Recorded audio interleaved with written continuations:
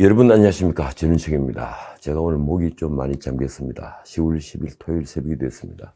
오늘은 주말인데 아마 외신을 비롯한 언론은 평양 광장에 귀를 세우고 있을 겁니다.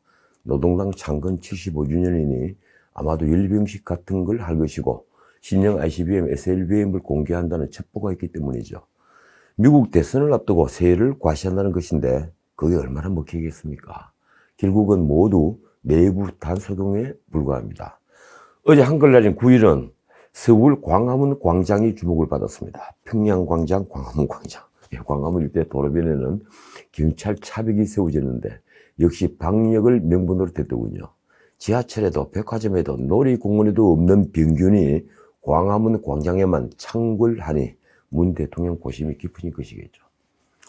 한글을 창제하신 세종대왕이 텅 빈 광장에 외롭게 갇혀 있는 모습이 여기저기 신문에 실려 있습니다. 그런데 이번엔 경찰버스가 광화문 광장을 에워싸지는 않았습니다.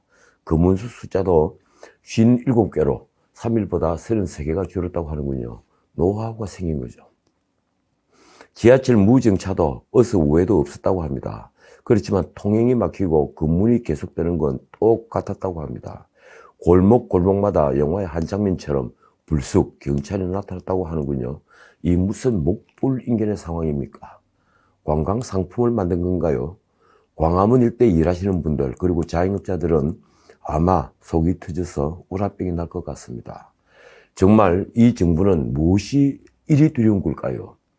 자신들은 매 주말마다 촛불을 들고 모여들어서 길거리를 점령하고 온갖 막말을 내질렀으면서 말입니다. 그걸 촛불혁명이라고 하지 않습니까? 그렇게 칭송하면서 반대편의 시위는 그리 무섭게 느껴지는가요? 권력의 부담이 될 방역이 오히려 커다란 무기가 된 셈입니다. 8일 말 11시경 울산 33층 주상복합아파트에 불이 났습니다. 무려 15시간 40분 만에 완전히 꺼졌다고 하는군요. 소방대원 1명을 포함해 총 93명이 부상을 입었는데 천만다행이랄까 사망자는 한 분도 없었습니다. 불이 난 곳은 남구 달동이죠.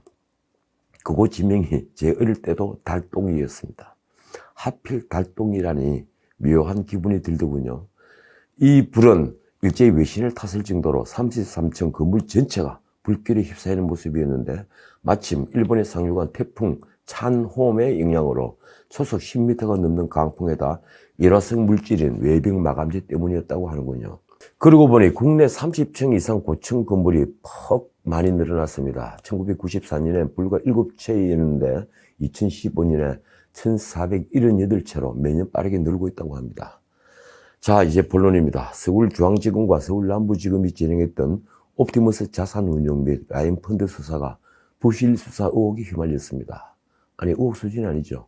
옵티머스 경우 검찰이 청와대와 여당 인사들에 대한 로비를 했다는 자료와 진술을 확보하고도 여러 달 동안 뭉갰다는 겁니다. 라임 사태에 대해서는 단순 사기 판매가 아닌 여권 핵심 인사들이 개입한 권력형 비리란 의혹이 꾸준히 제기돼 왔죠. 2천억 상당의 라임 펀드를 불안전 판매한 혐의를 받고 있는 장모 전 대신증권 반포 WM 센터장이 피해자들에게 청와대 행정관이 라임 관련 문제를 맡고 있다, 이런 취지의 발언을 한 사실이 드러나기도 했습니다.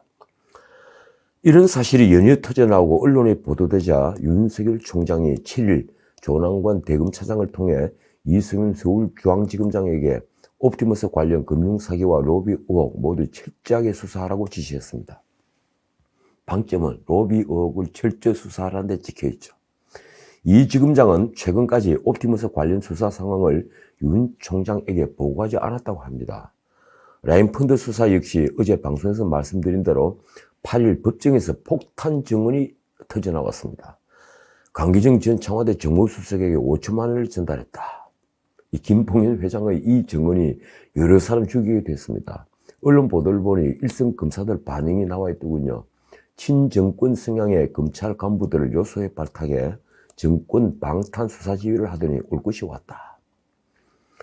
그런데 언론 보도를 보면 서울남부지검이 이미 지난 7월경에 이 같은 정황을 포착하고 강기정 전 정무수석에 대한 조사 필요성을 인지했다고 합니다. 수사팀은 사건 관계인들에 대한 조사와 압수수색 과정 등을 통해 강 수석에게 수천만 원의 돈이 전달됐다는 정황을 파악하고 수사 방안을 검토해 왔다고 하는군요. 그러나 강 수석에 대한 수사가 윗선에서 막히고 있다는 얘기가 나왔습니다.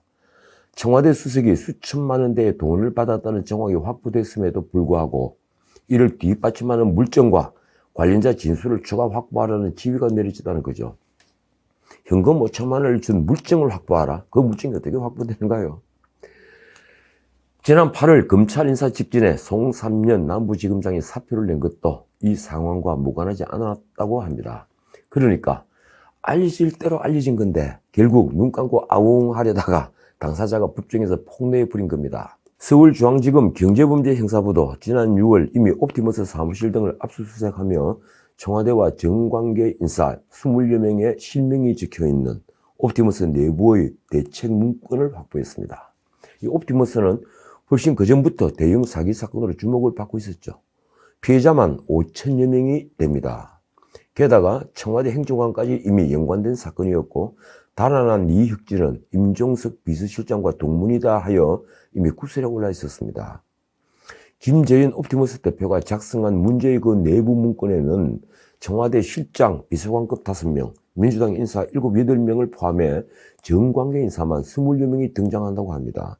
이들 대부분은 옵티머스 내부 분쟁에 관여하고 있거나 관여했거나 옵티머스 펀드 수익자로 참여한 걸로 되어 있다는군요.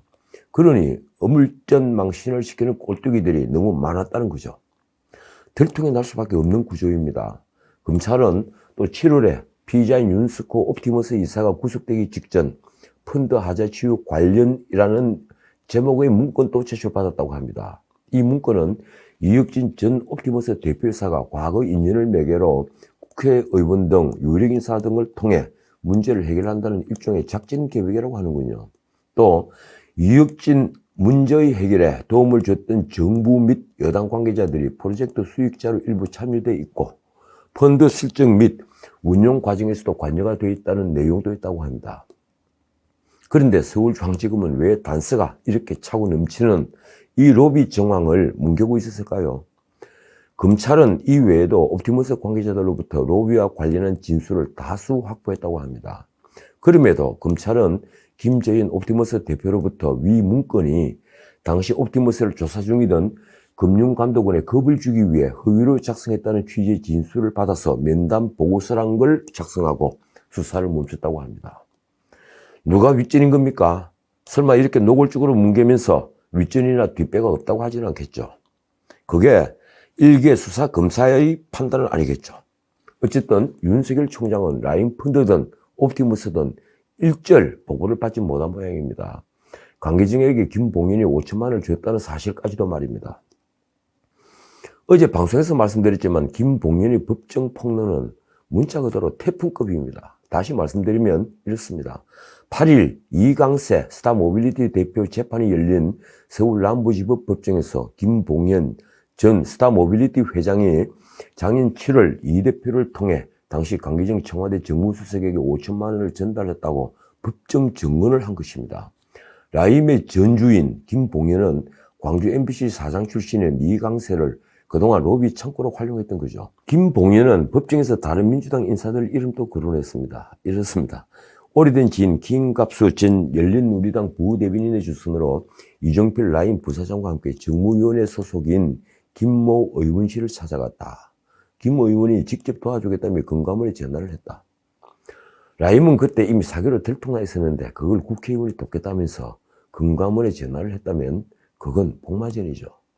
김봉현은 그 다음날 이강세로부터 전화가 와서 내일 강기정 정무수석을 만나기로 했는데 비용이 5개가 필요하다고 해서 이튿날 모 호텔 커피숍에서 5만 원짜리로 5천만 원이 든 쇼핑백을 줬다고 진술을 한 겁니다. 물론 강기정 전 수석은 완전 허위라면서 펄쩍 뜁니다. 민형사를 비롯해 할 수 있는 모든 법적 대응을 강력히 취하겠다. 이렇게 반발했더군요. 진실은 곧 밝혀지겠죠. 어쨌든 윤석열 검찰총장은 최근에야 로비 의혹에 대한 보고를 받은 모양입니다.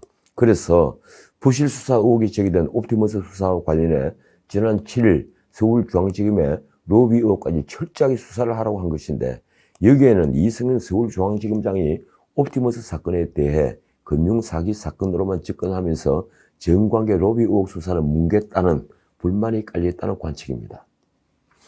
물론 로비 의혹은 그 타깃이 권력 쪽, 그러니까 청와대와 여당입니다. 자, 이제 불은 붙었는데 이 불은 과연 어디까지 번질까요? 불이 옮겨 붙으려면 바람이 불어야겠죠. 그 역할은 물론 언론이 해야 하고 일선 기자들의 피 말리는 취재가 있어야 합니다. 그러고 보니 불은 이미 좀 엉뚱한 데로 번졌습니다. 아까 말씀드린 김재인 옵티머스 대표가 지난 5월 작성했다는 펀드 하자 치유 관련이라는 제목의 문건에는 최동욱 전 검찰총장이 등장한다고 언론이 일제히 보도를 했습니다. 최동욱 변호사는 이 정권 아래서 정말 잘 나가는 최고의 변호사죠. 그분이 왜 여기 등장하나 싶어 보았더니 옵티머스의 고문이라고 하는군요. 그런데 이 문건에 나온 내용이 좀 괴이했습니다. 옵티머스 자산 운용이 당시 추진 중이었던 경기도 광주의 봉현 물류단지 사업 인허가와 관련해서 최동욱 고문이 2020년 5월 8일 이재명 경기도지사와 면담, 패스트트랙 진행 확인, 그리고 인허가 시점 9월 예상 차익은 1680억 원, 이렇게 적혀있는 문건입니다. 해석하면 이렇습니다. 최동욱 고문이 이재명 지사를 만나 봉현 물류단지 사업 인허가를 내달라고 로비를 벌였는데 예상되는 인허가 시점은 9월이고 그 수익은 1630억이나 된다는 얘기죠. 봉현 물류단지 사업은 2018년 국토부의 검증을 통과하고 지난 5월 경기도에 단지 조성 인허가 신청을 냈지만 환경오염 등을 이유로 주민들이 반발해서 난항을 겪고 있었습니다. 이에 대해 최동욱 변호사는 8일 해당 날짜에 그 단체장을 처음으로 만난 적은 있다면서도 봉현 물류단지에 대한 구체적 언급이나 인허가 등과 관련한 그 어떤 말을 꺼낸 사실조차 없다는 입장문을 냈습니다. 입장문을 보면 두 사람은 처음 만났다는데 그 바쁜 사람들이 왜 만났을까요? 이재명 지사도 전혀 관여한 바 없다, 근거 없는 얘기를 하며 강력 부인했습니다. 페이스북에 올린 글 제목이 이렇습니다. 조선일보는 사기꾼에 놀아난 걸까? 검찰 문건은 어떻게 유출되었나? 그런데 어쨌든 그 사기꾼의 하수인을 만난 사람은 바로 이 지사입니다. 이 지사가 한 말을 요약하면 이렇습니다. 이는 법률상 사실상 전혀 불가능하고 누구도 하지 않은 허구의 말이다. 주민에겐 정치, 환경영향평가, 해당 시군과 협의 등 절차를 이행하려면 빨라야 최하 1년 이상이 소요된다.